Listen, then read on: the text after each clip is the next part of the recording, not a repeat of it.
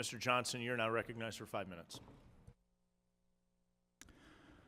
Chairman Style, Ranking Member Morelli, and members of the Committee on House Administration. My name is Derf Johnson, Deputy Director of the Montana Environmental Information Center. Thank you for the opportunity to offer my experience with foreign interference in U.S. elections today.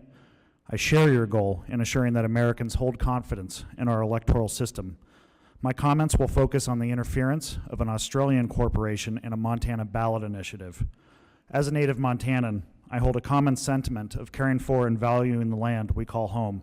Montana is the site of America's first national park and a robust flora and fauna that existed at the time of the Lewis and Clark expedition. It is the setting of a river runs through it, which aptly summarized many Montanan sympathies of no clear line between religion and fly fishing. Since territorial days, Montana has suffered from exploitation and corruption, owing in large part to a mineral wealth and high interest in corporate profiteering.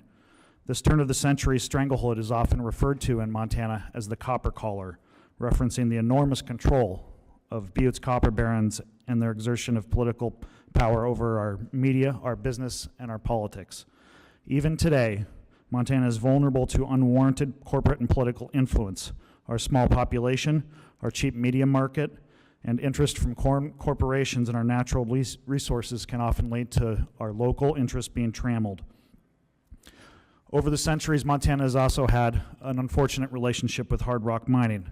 From the Berkeley Pit, the U.S.'s largest Superfund site, to the more recent developments such as Montana Tunnels, a defunct mine just south of my home, which is now insufficiently bonded at $20 million in bankruptcy and responsible for destroying a trout stream. Pockmarks of defunct mining projects across the strait demonstrate these failures and continue to represent an ongoing liability for our residents and sovereign tribal nations. Due to our history, many Montanans are rightfully skeptical of mining proposals. Mining must contend with certain safeguards in Montana, including an environmental rights provision written into our Constitution. Montana also has a ballot initiative process that we've used in the past for regulating hard rock mining, including a potential ballot initiative to protect the Smith River. Montana's Smith River flows 59 miles through a towering limestone canyon in central Montana. For that entire stretch, it doesn't have any public access points, and due to the largely undeveloped landscape, an excellent trout fishery, and a multi-day float opportunity, people from all across the world, about 10,000 folks, apply every year in a lottery in the hopes of being able to float down the river in some of Montana's wildest country. In 2015, an Australian mining corporation proposed a mine at the headwaters of Montana's Smith River, adjacent to and directly underneath Sheep Creek. And that's the Smith River's most important tributary. And we've been fighting this mine ever since. It is against this backdrop that a group of Montana citizens and organizations worked to pass a citizen-initiated ballot initiative, I-186. It would have required safeguards to prevent unnecessary impacts from mining by stopping what we call perpetual pollution, acid mine drainage. Acid mine drainage is an unfortunate common occurrence in Montana, both historically and in the current day, and has served as a death sentence for several of our rivers and streams.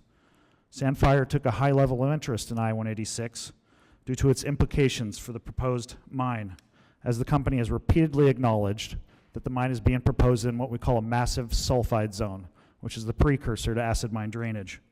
Sandfire donated $285,000 of Treasury money to campaign against I-186, even though it acknowledged that it did not have any sources of revenue in the United States and a cash flow of zero. Supporters of I-186 filed an FEC complaint in October of 2018, which was dismissed. Commenting on the dismissal, one of the commissioners expressed her alarm at her colleagues voting to allow such foreign interference in American political life. Following I-186, the Montana legislature tried to react, enacting a ban on foreign national contributions to candidate elections, but that fell short of contributions to ballot campaigns due to intense lobbying from the mining industry. The universe of fundraising available for corporate participation in our ballot initiative process is much, much broader than it needs to be, and the interests that those funds serve is often far-flung from the concerns of everyday Montanans. These folks don't need to drink the water or breathe the air in Montana. Thank you again for the opportunity to appear before the committee. I'm available for any questions you might have. Thank you very much, Mr. Johnson.